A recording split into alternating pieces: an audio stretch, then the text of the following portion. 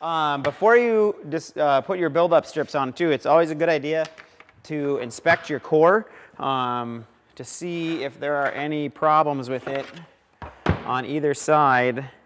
And like on this one, we can see there's a little bit of a chip, a blowout here. So we're gonna make this the bottom. So I'm gonna write bottom on it, just to make sure, because when we get to the part where we laminate the edges, we don't want any missing sections. So this is gonna be our top. We wanna put our buildup on the bottom. To apply your buildup, you can do it several different ways. The most common way is just gonna be to screw it down, but we also suggest that you glue it. And this is the type of glue that we suggest you use for applying your front edges. It's a Titebond 3. It's a waterproof wood glue. It's incredibly strong, and as it says, it's waterproof, so if you get a little bit of water on it, it's not going to fall apart.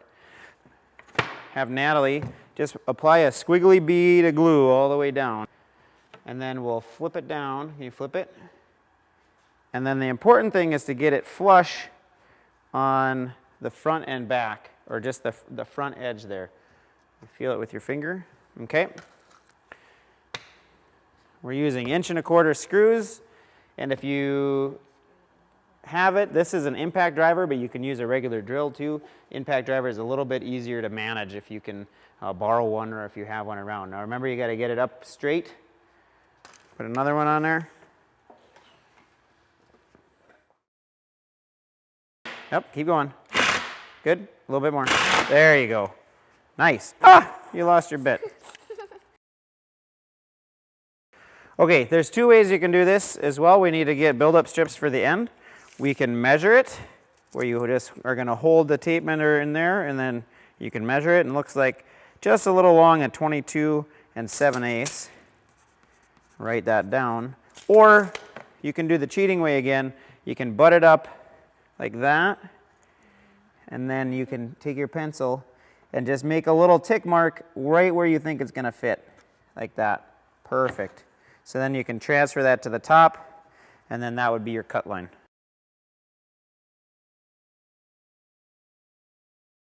All right, now we're just gonna repeat the same process to get the buildup on the ends.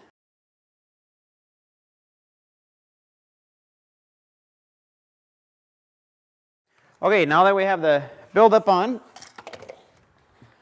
all the way around, we're going to flip it over. And then what we're going to do is we're going to go around with a sanding block and just kind of flush up the edges, make them nice and clean. And then some of our buildup on the ends here is sticking out a little bit. We'll use a belt sander to take care of that, and then we'll be ready to laminate it.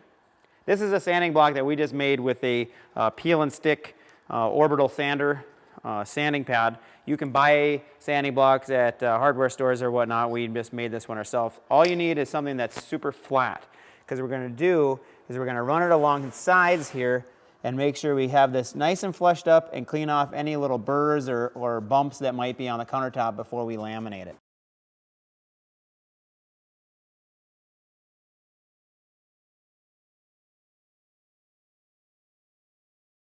Sometimes if you have a little bit extra overhang or too much wood that it's going to take too long to sand it with this, you can use a belt sander. This is a sort of a smallish belt sander.